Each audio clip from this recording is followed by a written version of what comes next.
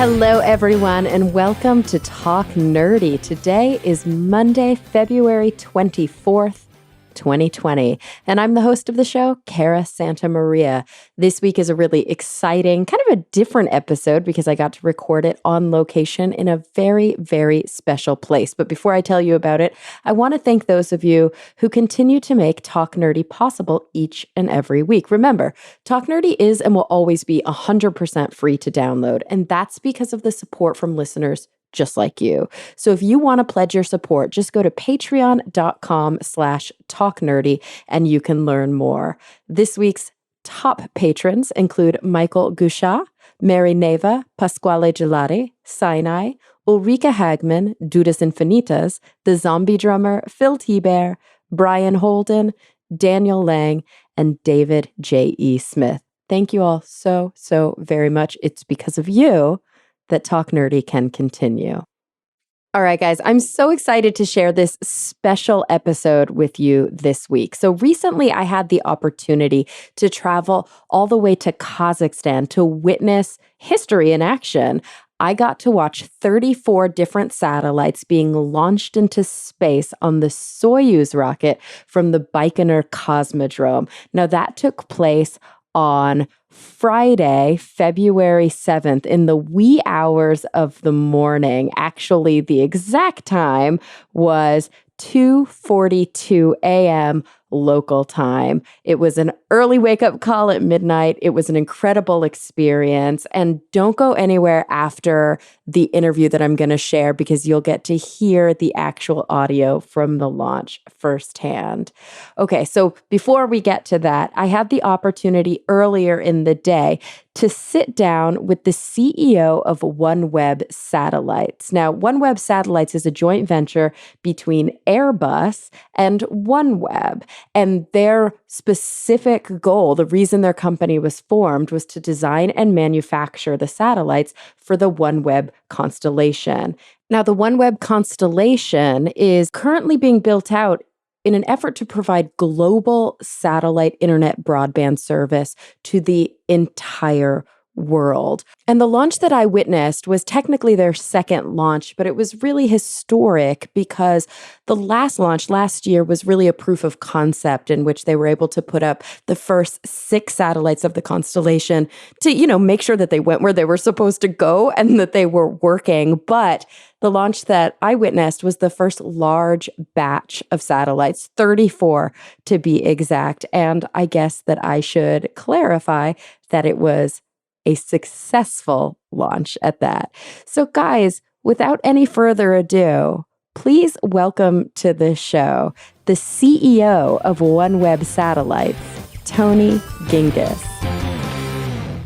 First of all, I'm really excited to be here. It's very strange that we're both sitting here in Kazakhstan. Yes, very. Very. It's a little bit of a throwback to the 50s or sooner.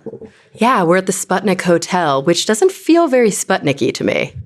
No, it's definitely an interesting decor. Yeah, I'm starting to dig it. So it's been a long journey to get here. And you, based on your accent, I'm going to guess, are American. I am. I'm from Chicago originally and 30-year Californian. Nice. LA are here, but originally from Texas. Oh, very cool. Yeah. So do you live in the U.S. or are you in the U.K.? No, I live in the U.S., so I run the joint venture for Airbus and OneWeb, and so I spend most of my time these days in Merritt Island, Florida, where our factory is. Gotcha. Okay, cool. So that's kind of the biggest, most, I'd say, deceptively simple question that maybe we'll lead with, which is, why are we here in Kazakhstan? Well, I think it really just comes down to launch economics. If you look, Adrian Steckel made a comment, I think on one of the earlier sessions about buying 21 Soyuz launches from Arianespace, who's basically the broker for the Soyuz launch vehicle outside of Russia. And it's really about launch cost and how many satellites they can get up on each launch vehicle. And I think if you asked Adrian bluntly, he would tell you they gave the best value for what they needed, and basically dollar per satellite. And so tell me about the launch that is going to happen, fingers crossed, hopefully, tomorrow, technically, early tonight. This is launch number 2? It is launch number 2. So launch number 1 was last February. So we launched the first 6. We call them pilots. They're really the equivalent to the same satellites we're launching today. They were just built at our factory in Toulouse, France. These are the 34 satellites that were built in our factory in Merritt Island, Florida, which is our new factory. And they're pretty much identical to what we launched last year, but they were built on a full production line that's now running at about 30 plus a month. And we're going to launch 34 of them, and they pop off this beautiful dispenser 4 at a time. Just people sometimes describe it as a corn cob with kernels. It's not a bad analogy, but it's a pretty cool device. It's when you look at the pictures, there's some posted on Twitter. Even when I saw it the first time, it seemed almost too perfect to be real. So we're here, we're going to go tonight, and we're going to I'm going to witness these satellites being launched into space. And what is, I guess before we get to some of the logistics of that launch and how many there are going to be and where they're going to live, what is the purpose of launching these satellites into space? The idea here is global internet? Absolutely.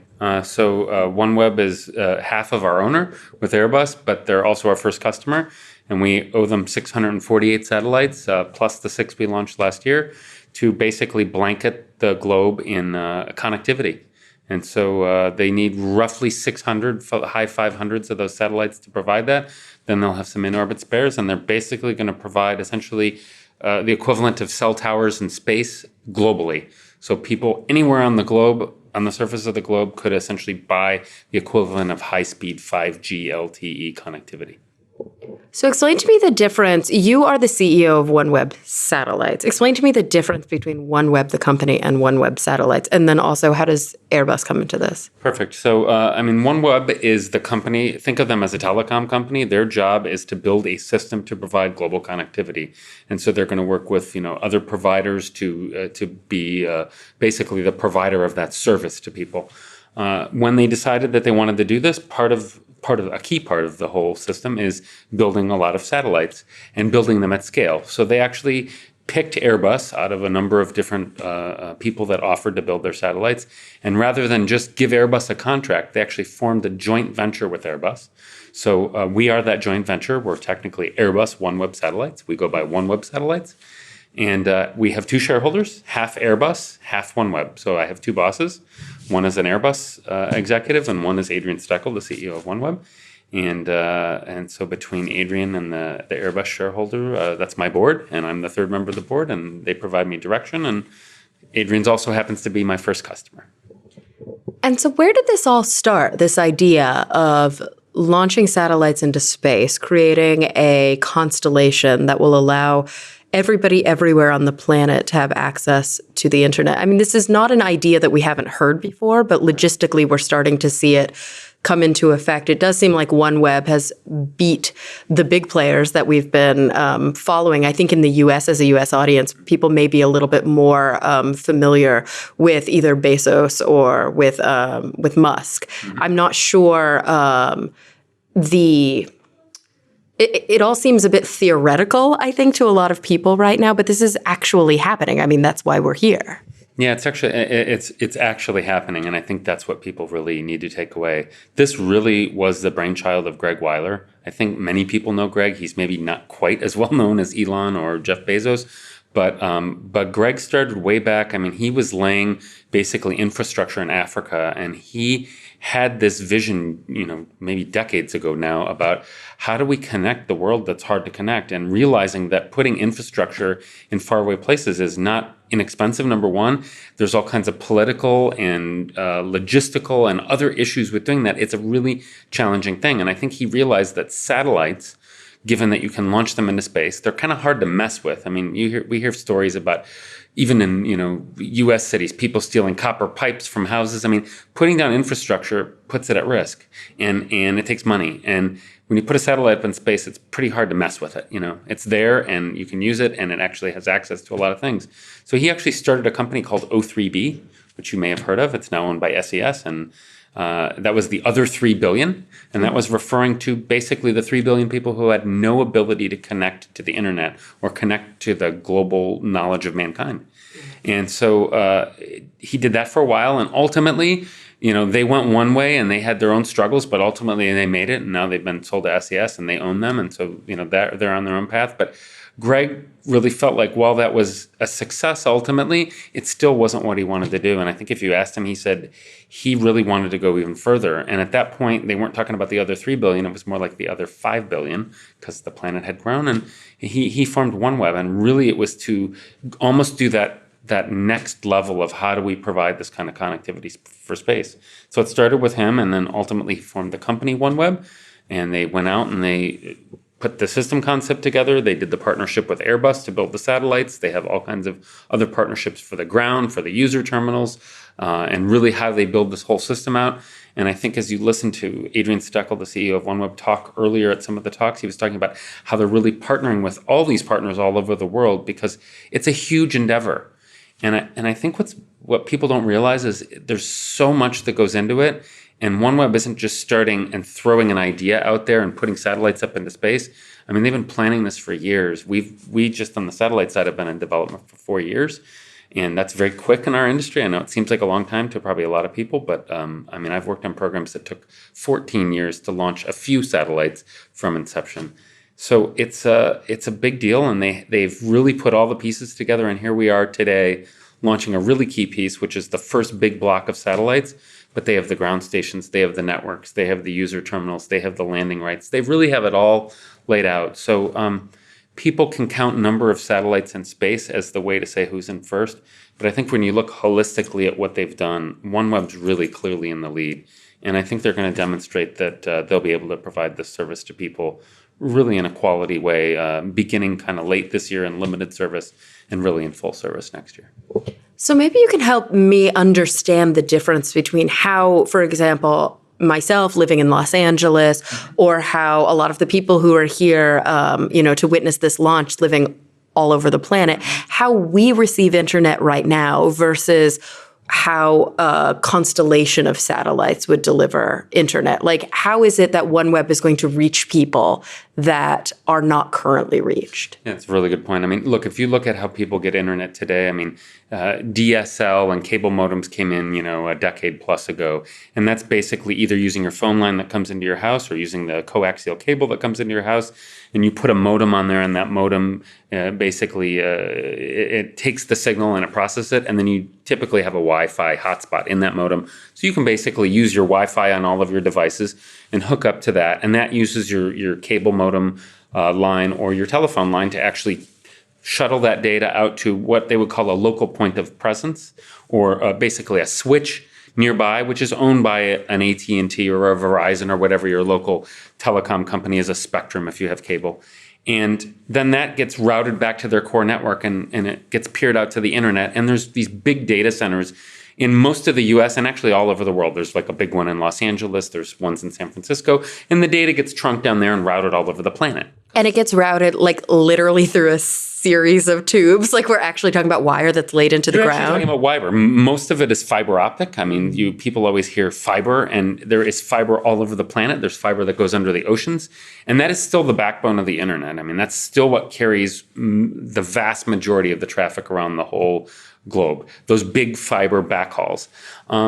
And then out to people's houses, maybe, copper wiring like on a telephone, or maybe a cable modem. And in some cases, you hear people have fiber to their home today, certainly in newer communities.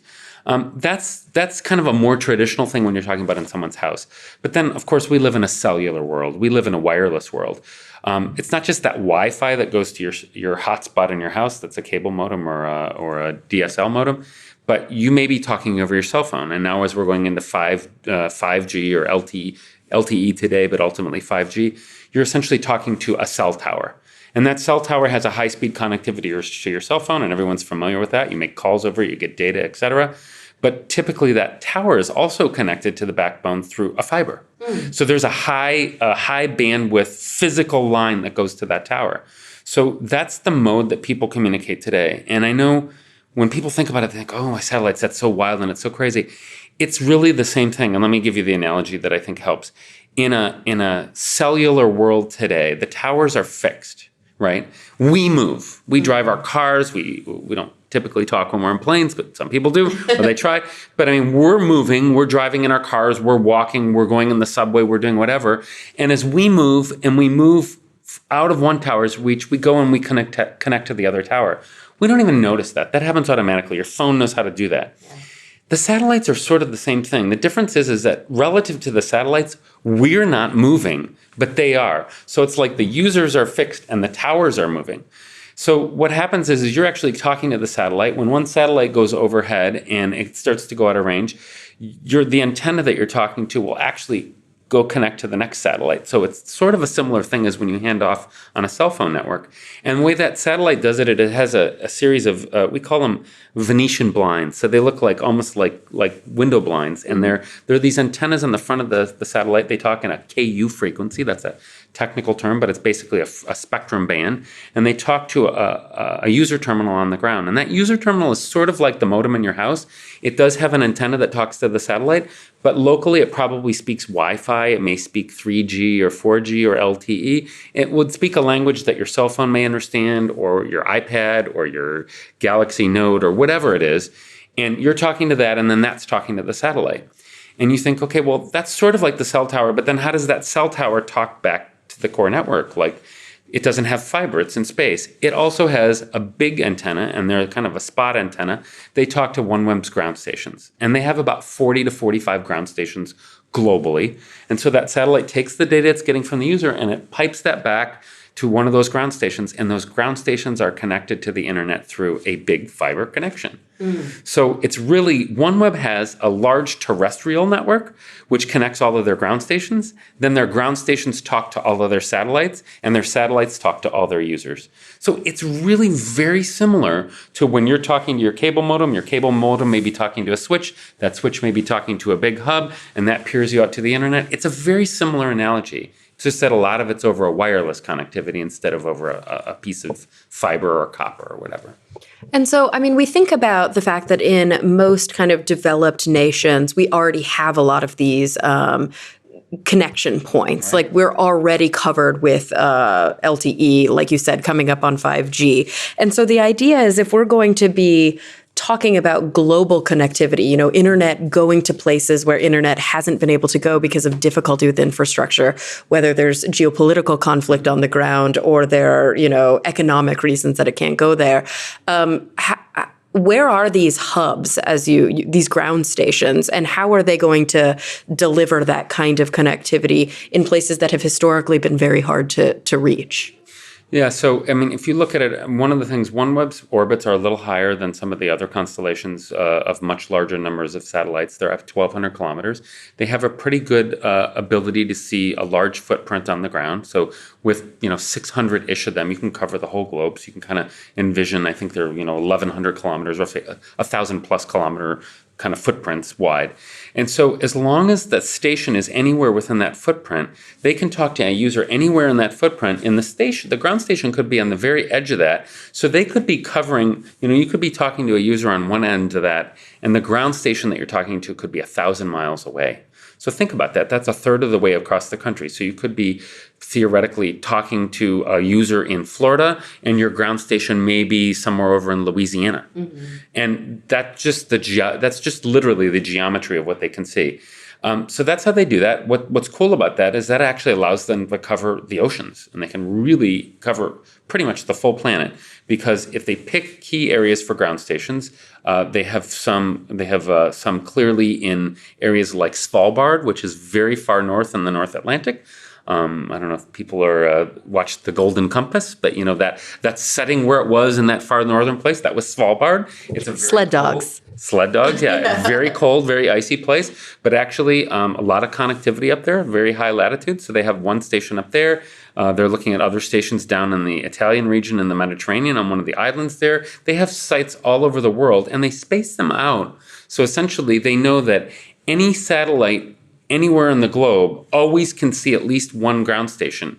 And ultimately, before it loses connectivity with that ground station, because it's moving and the ground station's fixed, it has to be able to see another. So there's a good amount of logistics to make sure that these stations are laid out all over the globe. Obviously, they have to be on a landmass. It's kind of important. They don't do floating ground stations yet. and it has to have connectivity. So they've really thought hard. And again, there's a lot of work that's gone into this about surveying all the possible areas for those, picking these sites, and then now putting in place the actual build out of all those ground stations. So very carefully thought through, but really allows you to put satellites in this mesh all over the globe and allow them to always have visibility to one of these high-speed ground stations. So you covered a lot kind of in that answer about the logistics, sort of the geometry, the physics of how this works. One of the questions that I asked in the press briefing this morning that I think would be interesting to reiterate here is, we hear a lot about Starlink recently and about the plans of Starlink and about the kind of the worry that a lot of people have about so many satellites going up into space. We're talking like orders, at least one order of magnitude more than the number that you're talking about. So how is it, or why is it that OneWeb will be able to cover the globe with so many fewer satellites than the plan for Starlink? Well, I think a couple things, and I'm certainly not an expert at Starlink, but I'll talk about OneWeb, which I'm pretty expert at. I think they're higher. So Starlink, roughly, a lot of the constellations, Starlink in particular, is, I think, believe it, 550 kilometers. So it's pretty significantly lower. We're at 1,200 kilometers, so over twice the distance. When you look at the geometry on the globe, that gives you a much bigger footprint, so that each satellite itself can see a lot more. We also have an antenna. The way our antenna is structured, it gives you a very good coverage of the visible. I mean, there's kind of the visible area you can see, and then there's the area where your antenna can see. It's kind of like if you hold a camera. I mean, when you look out, you can see this whole field, but when you look through your lens has a limited amount of a field. It doesn't necessarily have everything you can see. Our antenna is pretty wide, though. It can actually see most of the whole field of view on the Earth. So in doing that, I think mostly it's geometry. But again, it's really looking at what's the minimum number of satellites you need to, as Adrian highlighted this morning in the press brief, get full coverage. Their goal isn't to make each satellite super, super, super high performing, because right now they're just trying to provide the basic, which is full coverage. And then they're already looking, and we're looking with them to figure out how do they want to add additional capacity. And I want to touch on a question you asked earlier.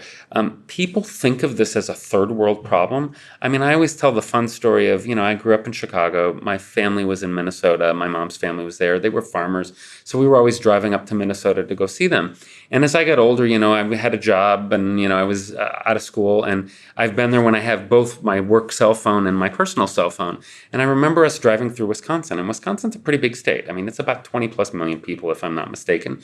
And we're driving from Chicago to Minnesota, and there's about an hour and a half where literally none of us could get cell phone coverage. And I had 2 carriers myself. I think between the 3 or 4 of us, there were like 3 plus carriers. No one could get coverage. And here we are in the middle of the United States in a very populated state. And fundamentally, we couldn't get access to data. So if I was living on a farm in this area, and it was a pretty rural area of Wisconsin, but I would have no connectivity. And so maybe I was getting very low speed, kind of DSL speeds, but nothing high speed. And so this isn't really just a third world problem. It exists here today. And we all know it all comes down to dollars and cents. If they can't justify that there are enough people in that area to lay very expensive fiber and go through that big outlay of capital, then it just doesn't happen. Think about a low-populated state like Montana, a very northern state like Alaska, the whole swath of northern Canada. Again, all in first-world countries, but those people are going to benefit from that. Even in cities, I've lived in Los Angeles for almost 30 years, and there are areas of Los Angeles where there is so much contention for cell signal that you can't get a signal. I mean, you are constantly dropping calls. And people say, well, why don't they just put in more cell towers? It's difficult to lay fiber infrastructure in a highly densely populated city like Los Angeles. It's either there or it's very expensive to put down. I mean, we all hear the horror stories of how much money is being spent to put in 1 more mile of metro or whatever it is. And so even there, you could use this as an augmentation. A telco could buy additional capacity from OneWeb saying, look, I just have a really dense section of a major world city and I need more capacity and I can't get it. And so those are first world examples, but then when you certainly get to an Africa or a far-flung area of Asia or an area like northern Canada or Mongolia or where you don't have enough people, there's no way that they're ever going to get it laid down without something like this. And so you put it in space and you give them access to it. Basically, you need power, and you don't even need hardline power. You could have a small array of solar panels to power that. You could be completely, quote, off the grid and yet fully on the grid. It's pretty cool. Yeah, it reminds me of this kind of mentality of sort of skipping in some ways, in some areas, the kind of dirtiness of the Industrial Revolution. Like, we now understand the outcome of dirty energy versus clean energy, and we now know that we can, in some places, skip all the difficult infrastructure and start with solar or start with wind or whatever. So it's an interesting idea to like skip all the ground lines altogether in places that never had them. But it makes me wonder, because of course, like you said, it all comes down to economics. So is the idea here that the countries that are willing to invest are going to be then subsidizing the places where there simply isn't the capital to be able to pull for this? I mean, how is it that global coverage as a goal is, I mean, this is not a new goal. How is it going to be manifest with this model when up until, it's 2020? There's still regions of the world where financially it just hasn't been feasible. Look, no one has, I'll speak just about what we're doing. No one has built satellites at the scale we have in an industrial model like we've done. We are doing what Henry Ford did to the Model T. We are making satellites commoditized. And I don't mean that in a dirty word. I don't take commodity as a dirty word. We're trying to bring high quality space rated hardware at a very aggressive price and schedule. And I think we're proving we can do that every week as we deliver this first batch and the next batch and the next batch. So I don't think you could have done this 20 years ago. And there were companies that tried. I mean, there's a company called Teledesic, right? I mean, there was an endeavor back in the 90s that they were trying to cover the globe in much less capable connectivity than we're going to do with OneWeb. But the idea was to put, again, hundreds of satellites throughout the globe, and they were going to be, I think less than 100 megabits each or 50 megabits. I mean, they were much less capable. At the time, it just proved way too expensive. The satellites were going to be $10+ million each. This is in 1990 something dollars. And you can just multiply that out. OneWeb's told numbers, I won't quote them, but they're an order of magnitude smaller than that for the satellites. I think we're at a point where the technology has finally caught up to the idea. And today we can actually industrialize the satellites, bring this technology to bear, and bring really good connectivity globally at a price point that you go, I can close that deal. And yes, OneWeb wants to make money. They're a business, but when Greg Weiler started way back when, I mean, he was trying to connect rural Africa, and it wasn't primarily a money-making deal. It was really trying to bring something to people who were underserved. And so I think if you look at their overall goals, it's not just the money-making venture of selling connectivity, but they want to connect every school on the planet. They want to be good stewards in space. These concepts have been built into OneWeb from the beginning, and I know people get skeptical, but there is some altruism to what they're doing. It isn't just, we're going to dominate everyone and take over the world. That's not the goal. That's not the kind of company they are. They really want to connect every school on the planet. And think about what a game changer that is. And at the same time, if they can then offer a service, partner with countries who may want to subsidize it, partner with telecommunication companies who may feel like they want to expand their footprint and serve their users better, most of which have regulations from their country to provide minimal levels of service, just like they do in the US. I mean, great. I think that's the business model. It's a collaborative business model. It's much like, I think, what we're trying to do in OneWeb Satellites. We're not trying to take over the aerospace industry and force everyone out and assimilate them, if you will, to use a Star Trek analogy. We're not the Borg. We want to bring people over to our way of thinking. We want like-minded companies to join us. I happen to believe that, yes, we may be working with a lot of people to what I call revolutionize the space industry, bring them to a new way of cost and price and schedule aggressiveness, and yet maintain quality. Because if we can do that, we can make space accessible to everyone, and solutions like OneWeb can become a reality. And I think it's a more inclusive vision. And I think that's also a difference. And I think OneWeb has that same sort of inclusive vision in the way they want to build out their service. Yeah, so in your view, this really is kind of the beginning of something that I guess has to be collaborative if it's going to work, right? Because when you're talking about global coverage... Complex. Right? Really. I mean, think about all the countries. You get into, you heard some things this morning, and even I gloss over. You hear regulatory and landing rights and all these terms, but just negotiating the right to be able to do business there, to broadcast in the right frequencies, to be able to offer service to people. And think about even just the cultural differences. Imagine, in the US, we have an expectation, maybe not always met, but about service that we get from our internet provider or our grocery store, whatever it is. And that's not necessarily the same expectation as someone would have in France or in Mongolia or in China or Russia. It's different, right? There are cultural norms that are different, and the way you interact with people is even different. So, just thinking that a one size fits all or my way or the highway, it's naive. And we live in a global society, and I think we have to understand that there is complexity. And to do that, partnering is inherently sometimes more complex, but ultimately when you get it to work, it's powerful. And you multiply yourself by the number of participants and their collective experience. And it's like, how do you do that? How do you build that from scratch? It would be hard to just do it all yourself. And so you have to get out there and you have to really make it a collaborative thing. But you hit on one thing that really speaks to me, which is you almost can re-baseline the whole thing. I want to go out and I want to live in the middle of rural wherever that has no connectivity. With OneWeb, I can put solar panels on my roof. I can be self-sustaining. I can grow my own food, live a simple lifestyle in a beautiful mountain somewhere, and yet I can still relate and connect to the whole world. And I joined the company because people said, why would you leave an aerospace job that you were in for 25 plus years, and you had it made, you had a good job and a good career. And I said, I got an opportunity to revolutionize the industry I've been in for almost 30 years and truly revolutionize that. And I said, the chance that I would get that in the remainder of my career is about zero. Mm-hmm. And I get to help connect the whole planet, which I'm not naive. I don't think connecting everyone solves the world's problems, but it's a barrier that's broken down. It's an enabler.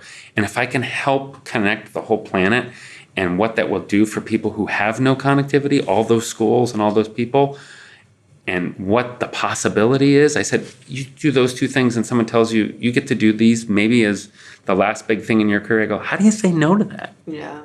It really does, at its core, speak to a fundamental social justice issue. Yeah.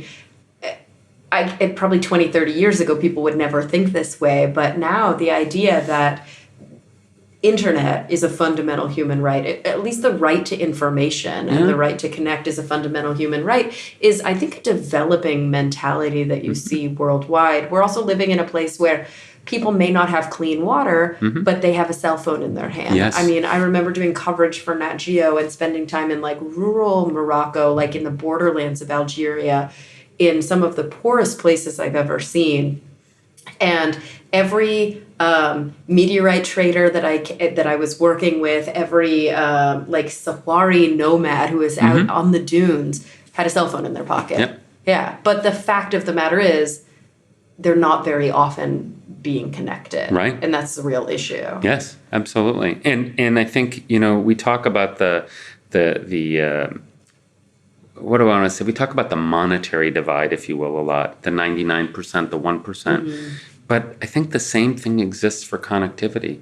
And I it's an interesting posit that you say, is a human right? I think it is along the lines of, certainly we would want, it's a tool. It can be used for great good. It can be used for great bad. But I think giving people that access and being able to reach people, we really, I was reading a book recently, Sapiens, I'll give it a call out. Yeah. Really interesting. And I thought the way he posited that we really live in a single society today. And you think about that and you think, well, no, that's not true. And we're all these separate countries and whatever. But he says, look, we live in a world today where everyone knows everyone else exists. And when you go back hundreds or thousands of years, that's not true. They didn't even know that the other people existed. We live in a society where we all know the other one exists. We have different countries and different languages and whatever. But I think the ability to connect is really what has helped advance the human race. And I think really making it where it's not the haves and the have-nots with access, I think that really could change it. Now, we have to use the tool for good. And we have to make sure that what comes over those pipes, even if they're virtual pipes, is good things, and that they have access, because it's like having access to a grocery store isn't enough. You have to have access to a grocery store with quality food that's affordable. And so I think what we're doing is we're helping put in the grocery store for data. Now I think others in this community, because again, one company, one group can't change the world by themselves. It's very difficult. But I think there's got to be this responsibility of saying, okay, now how do we make sure that the quality of what's getting to people is good and, if you will, nutritious for the mind? I mean, it is interesting how technology and innovation have iterated what we consider to be a baseline. Yeah. And, there are, I think, a lot of parallels that can be drawn about like tools of oppression. Historically, like literacy, for example, was a massive barrier. And we know that economically, if people have access and if people are capable of reading and they have access to knowledge, that is a bottleneck that's opened up. And I think that in some ways you can see a parallel between historical, oppression of people being able to read and, as we see with some governments now, oppressive practices around the internet, and even in places where maybe there's no force that's preventing people from access other than poverty, other than geopolitical conflict, lifting those, whether they're willful or, I guess, passive, oppressive forces, can really only be, I think, a tool for good. Absolutely. I mean, look, your example of literacy is great. Literacy was used as a tool to keep people in check for centuries, for millennia probably. If they didn't know how to read, they didn't know how to think for themselves, and they did what they were told. Yeah. And I think that's not the case today in most things. As you said, I don't think it's an oppressive lack of access. There are still some places. I mean, you can think of places like North Korea, which limits internet to people. They don't have it. Okay, so they don't want them to have connectivity. Yeah. But I think there's a lot of places it's just not feasible. And so if you remove that, and it really will, I think, fundamentally change things.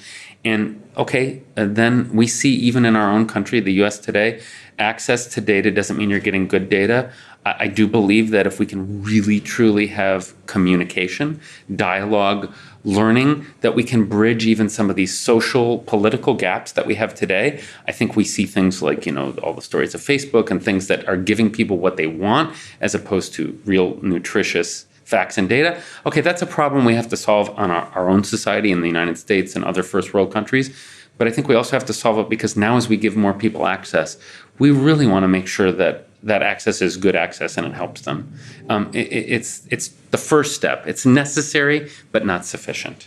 Well, and it almost seems like there's an intrinsic need for diplomacy when you're talking about a system and infrastructure that is web-like and that is far-reaching. It's one thing if a regime has their own infrastructure and they do with it what they want and they make decisions about access as they can. But when it's a shared system, it almost seems like it would be more difficult to not have that diplomatic angle to it. Yeah, I think you need that, one, because you don't want to, I think you heard OneWeb say, they're not going to go around anything. They're going to work with people to make sure they're doing it legit. They're not going to try to work around when someone doesn't want to give them access.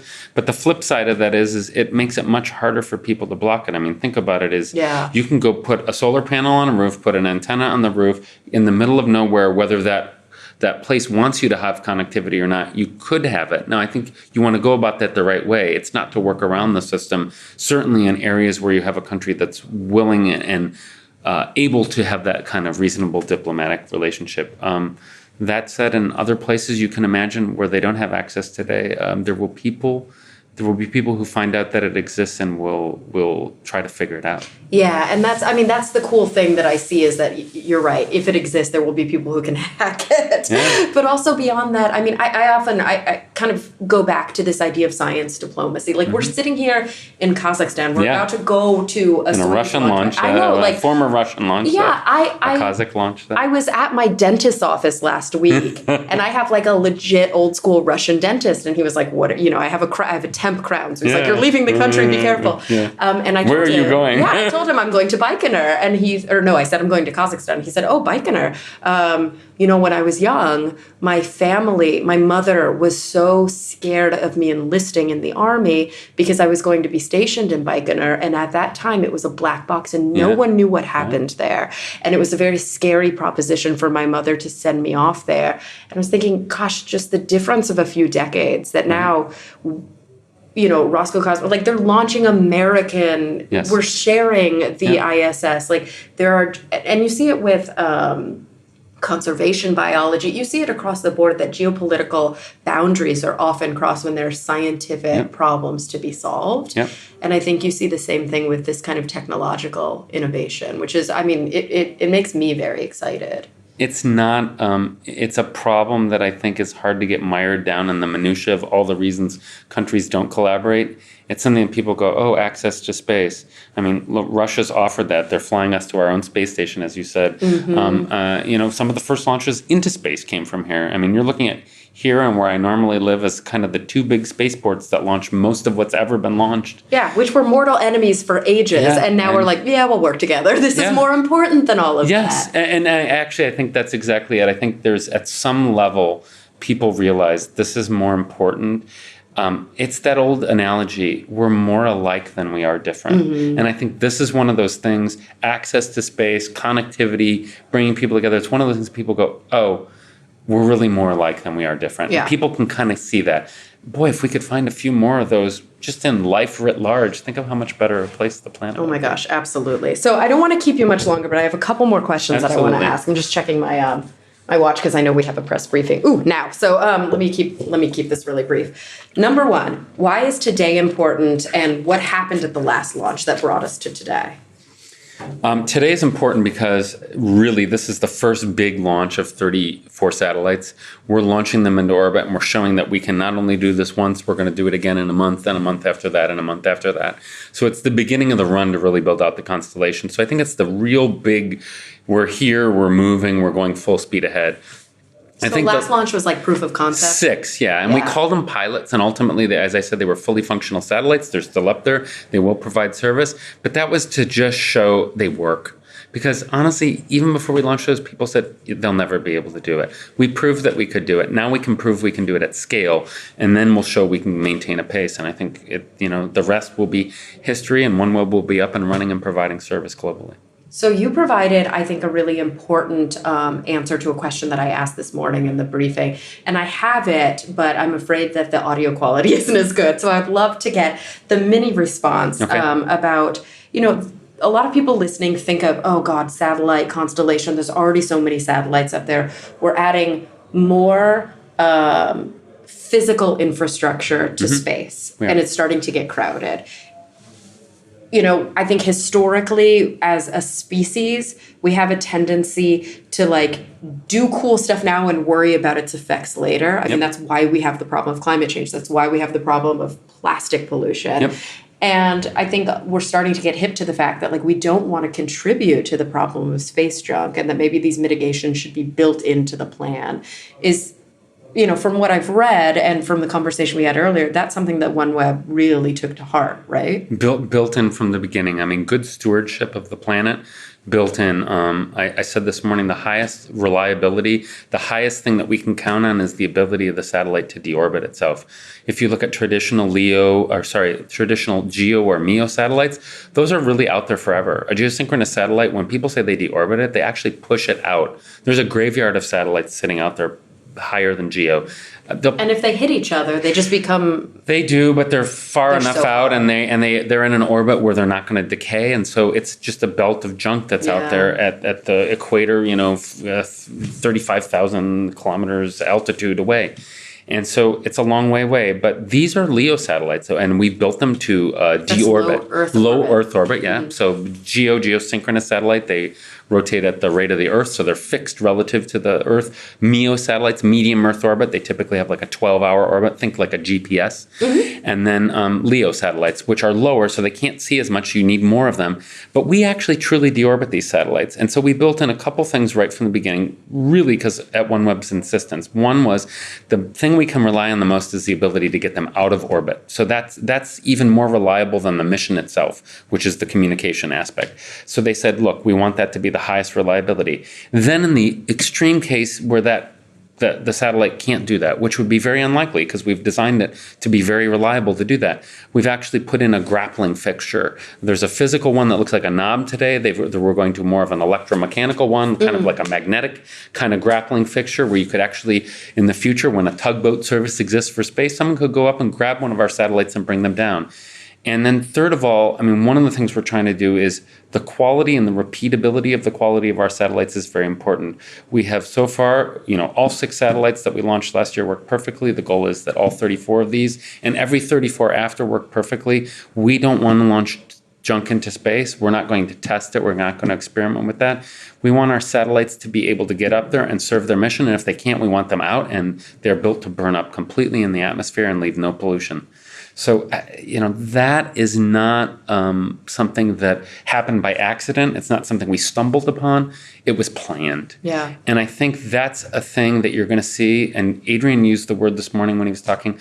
There is a certain amount of regulation that is needed. We're going to have to work air traffic control for all these satellites. Yes, we're going to have a lot of stuff up there. So we have to make sure that they get up there, they work. And if they don't work, we get them out of orbit, and that people are responsible and that there's someone managing that. So there's some negotiation that's going to have to go on between some countries. But I think fundamentally people have to plan and they have to be responsible. I mean, this has to be the new normal. It has to be the new normal. And unfortunately, look, the regulations have not yet caught up with the reality of where they are. I think you're seeing them start to evolve. But I think all the countries are saying, UK has put some rules in place. Other countries have about, how long things can stay up there, and you have to have the ability to deorbit and stuff. They are starting to catch up. But it has to be the new normal, or we're just going to litter something else. But I can tell you one thing, OneWeb Satellites and OneWeb won't be the ones littering. Okay, I have one last question because my listeners will kill me if I forget it. They always get mad when I do. I close the podcast by asking every guest the same 2 questions. And they're kind of like big picture questions. Okay. You work in a very big picture field. So I don't think these will be difficult for you. To start, when you think about the future, I want to know, number one, what is the thing that actually keeps you up at night? The thing that you're concerned about, maybe pessimistic, borderline cynical about, the thing you're truly deeply worried about existentially. And on the flip side of that, I want to know, what are you actually genuinely optimistic about? Not lip service, but like authentically looking forward to. I think the thing that keeps me up at night is really... It's a lot of these issues we talked about today, the inability of us societally in the US, in the globe, to have cordial, intelligent, thoughtful conversation, collaboration, and find the areas where we're more alike than we are different. I think some days it feels like we're losing that. We need that. As a species, that's what's moved us forward, and I think we have to be able to continue to do that. Each country needs it, the US needs it, but I think the globe needs it. And I think that worries me because I think there's some trends that feel like those norms of diplomacy are breaking down a little within our own country, in between countries. But what actually makes me optimistic when I kind of put those doubts aside is that there's a lot of people out there really trying to change the world for the better. And look, I'd like anyone else, you can harsh on the millennials or the young generation, but when I look at them, they are collaborative. They are willing to talk about difficult problems, to reach across the aisle, so to speak, to come to agreements, to see a bright future. And I think we really have to get that group of people energized. As we get older, I think we naturally get more cynical, and we get more set in our ways. And I think we need that younger generation to really help us see the possibility of what we're doing and break down some of these negative trends and really turn them in a positive direction. Because I do think as a species, I think we really have the ability to do such great things when we put our mind to it. But the only way we do that really is when we come together. Yeah. And it's kind of 2 sides of the same coin, really. I love it. Well, Tony, thank you so much for joining me. You're very welcome. Thank you. And it was a pleasure. Absolutely, it was a pleasure. And everybody listening, thank you for coming back week after week. I'm really looking forward to the next time we all get together to talk nerdy. How about we go see this rocket launch? Let's do it.